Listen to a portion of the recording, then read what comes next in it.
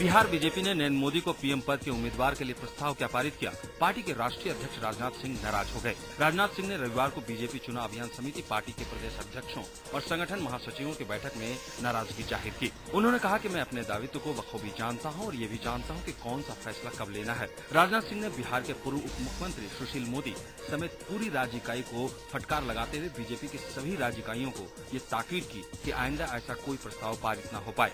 इसके साथ ही राजनाथ सिंह ने प्रधानमंत्री पद की उम्मीदवारी पर अपनी पुरानी लाइन दोहराते हुए कहा कि सभी आला नेताओं से सलाह मशवरे के बाद सही वक्त पर पार्टी के फैसले का ऐलान किया जाएगा।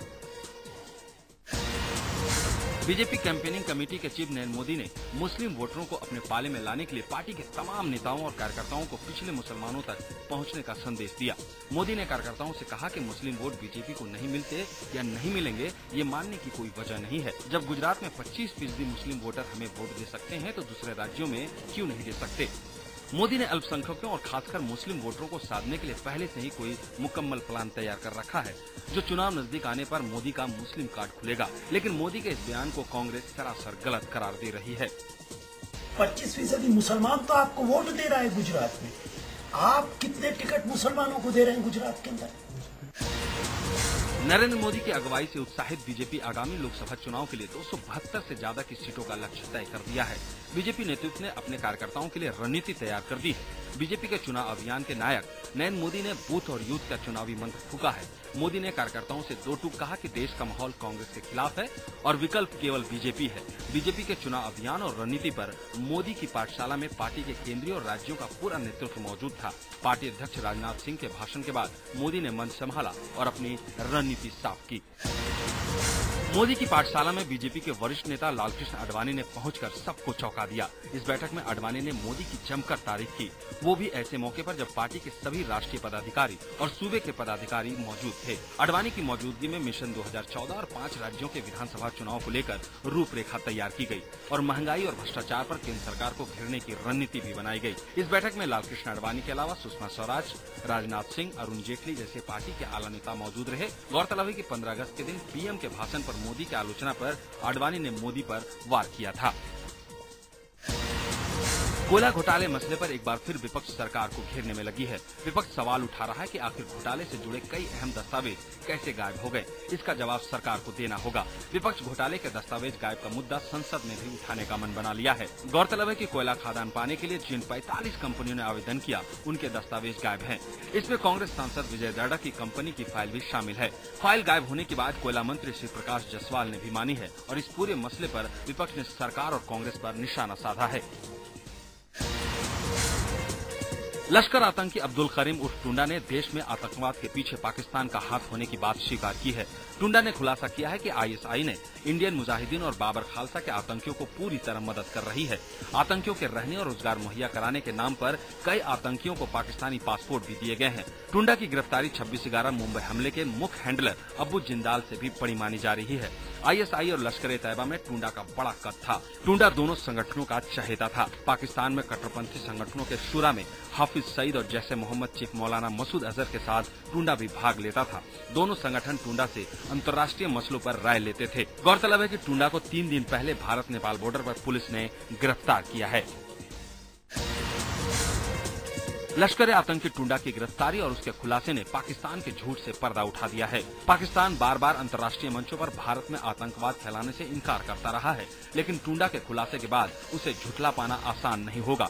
टुंडा से बरामद पाकिस्तानी पासपोर्ट में उसके अब्दुल कुसूद नाम से पाक में रहने की पुष्टि होती है। इसके अलावा हाफिज सईद, मौलाना मसूद अजहर समेत लश्कर और जैश के पूरे नेटवर्क की सच्चाई टुंडा बयां कर रहा है।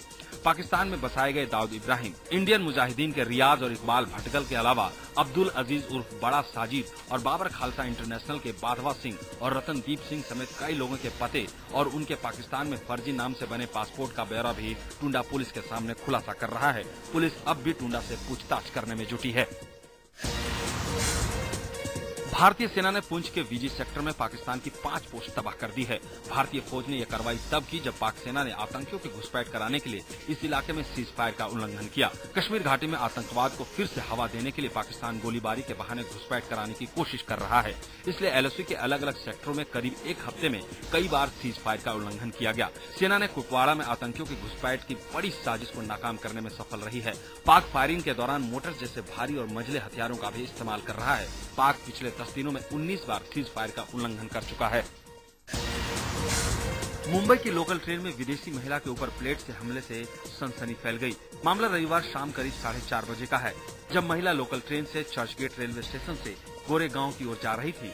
तभी महिला के फर्स्ट क्लास डिब्बे में करीब 30 साल का बदमाश महिला का मोबाइल छीनने की कोशिश करने लगा। जब बदमाश मोबाइल छीनने में कामयाब नहीं हुआ तो उसने महिला के ऊपर ब्लेड से हमला कर दिया और बदमाश वहां से फरार हो गया। घायल महिला मिशेल अमेरिकी नागरिक है और वो पिछले 16 महीने से मुंबई में एक NGO के लिए काम कर रही थी।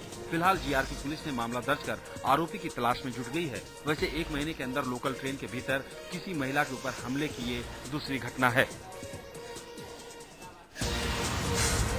झारखंड की रामगढ़ पुलिस ने रांची के राज्यपाल अभियंता को 23 लाख रुपए के साथ पकड़ा है। पुलिस ने सूचना के आधार पर राज्यपाल अभियंता को चेकिंग के दौरान धरा।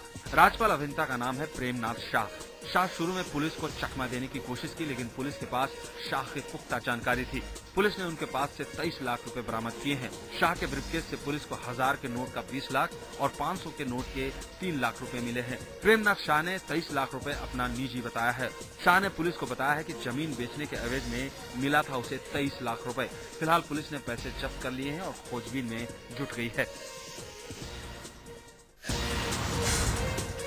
ये तस्वीर है बिहार के वरिष्ठ मंत्री रमई राम के सरकारी आवास की। उनके आवास को हाईकोर्ट के फैसले के बाद 2 भागों में बांट दिया गया है। एक हिस्से में खुद मंत्री रहते हैं, वहीं दूसरे हिस्से में गोवर्धन लाल नाम का शख्स रहता है, जिसे हाईकोर्ट ने मालिकाना हक दिया है।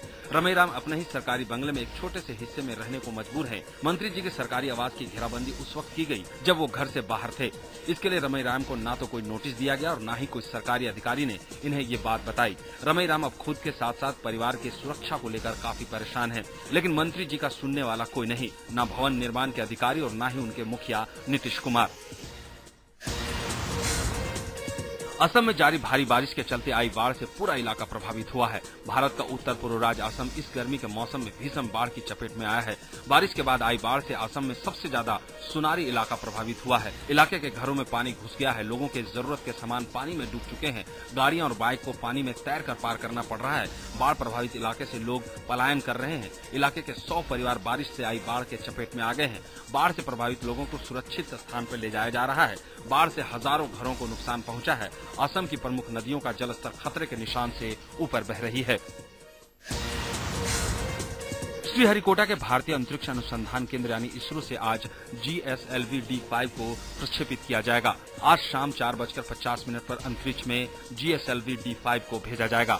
GSLV-5 को अंतरिक्ष में भेजने से पहले इसरो प्रमुख राधाकृष्णन ने तिरुपति और श्रीकालाहस्ती के मंदिर गए। इसरो के अंतरिक्ष प्रक्षेपण की सफलता के लिए खास पूजा भी कराई गई।